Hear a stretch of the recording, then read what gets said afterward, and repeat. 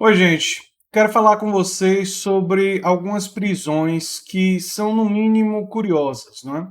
Eu não tenho nenhuma simpatia pelo Wilson Witzel, né? Vocês sabem disso. E aqui está uma matéria dele negando os supostos atos ilícitos, desafiando a Procuradoria-Geral da República e diz que interesses poderosos o querem longe do governo e ele questiona a proximidade da subprocuradora Lindora Maria Araújo com a família do Bolsonaro, que é seu desafeto, né? E vou deixar essa reportagem para vocês darem uma lida.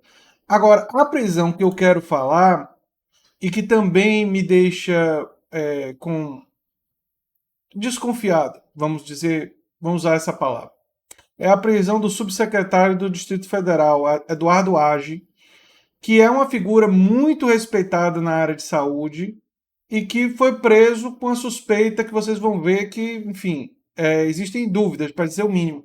E me parece que, por que prender ele diante de uma suspeita, né? Por que não fazer o processo? Até onde se sabe, não existe nenhum risco dele fugir do país, né? Então, qual seria o motivo dessa atitude assim tão exagerada? E eu quero dizer isso dizendo que eu defendo a investigação, se ele for culpado, ele tem que ser punido como qualquer outra pessoa, mas essa atitude ostensiva me parece é, caminhar para certas instituições acreditarem estar no estado policial. E o estado policial, você prende porque você acha que a pessoa é culpada, né? E você não precisa apresentar muitas provas para isso, e me parece que é um pouco do que está acontecendo aqui, né? Amigos do subsecretário afastado de Vigilância da Saúde, o Eduardo Age, criaram uma vaquinha virtual, olha só, para arrecadar dinheiro para pagar um advogado, né?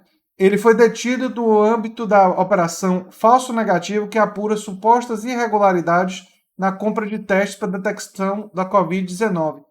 E uma coisa que é curiosa, né, é que as pessoas falam que, olha só, Wanderson Oliveira diz que ele é amigo de longa data, todos gostam muito do Eduardo, enfim. E o que eu achei interessante, aqui é a vaquinha, foi que entidades que eu tenho muito respeito já declararam apoio a Eduardo Age. A Associação Brasileira de Saúde Coletiva, a Brasco, que faz congresso, inclusive, que eu já fui várias vezes, né, apresentando trabalhos e tudo mais. A Associação Rede Unida, o Centro Brasileiro de Estudos de Saúde, o SEBS. O SEBS tem uma revista, Saúde em Debate, que eu já publiquei algumas vezes, e é uma organização que eu tenho muita simpatia. A Rede Nacional de Médicas e Médicos Populares e a Sociedade Brasileira de Bioética divulgaram uma nota que manifestam total solidariedade ao colega e amigo Eduardo Ar. Isso para vocês verem como ele é uma figura respeitada. Eu sou sincero com vocês, eu seria um pouco mais cauteloso, porque se amanhã aparecerem provas que ele realmente cometeu alguma irregularidade, fica chato parecer que você estava defendendo alguém que realizou irregularidades.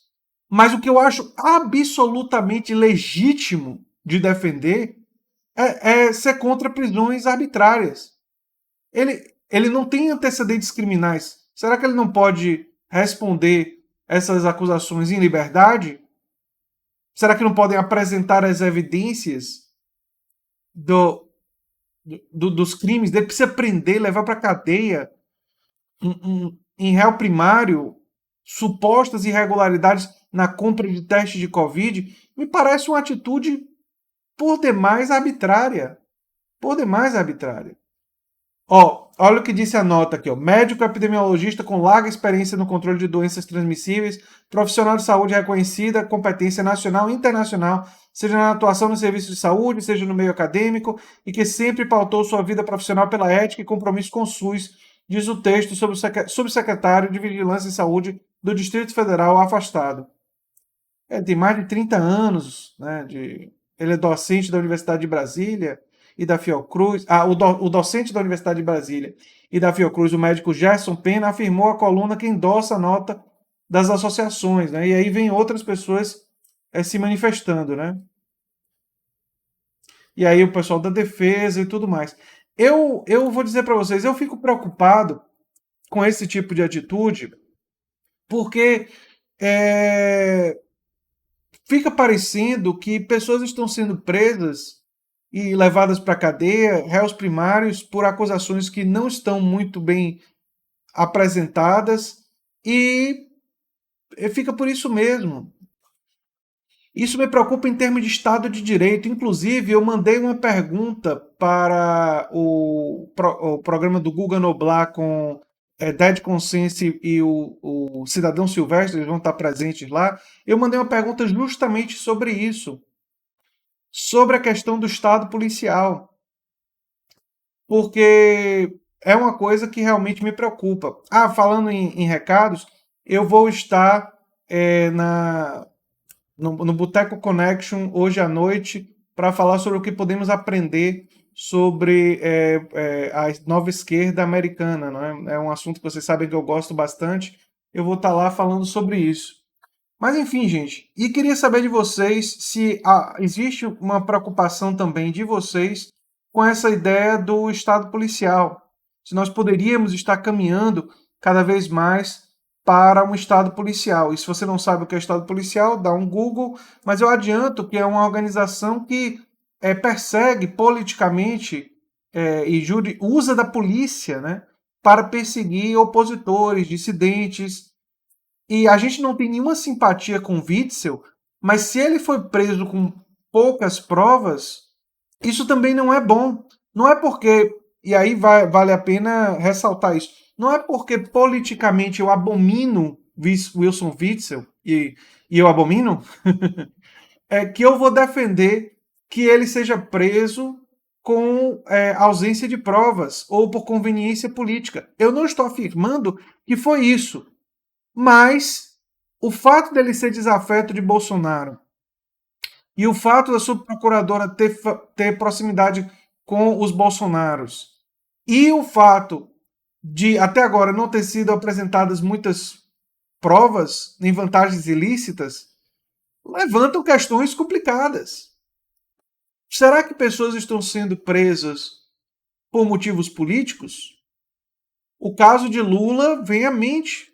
A gente sabe que o caso de Lula foi para Curitiba porque Sérgio Moro queria ter o destaque nacional de realizar a condenação de Lula.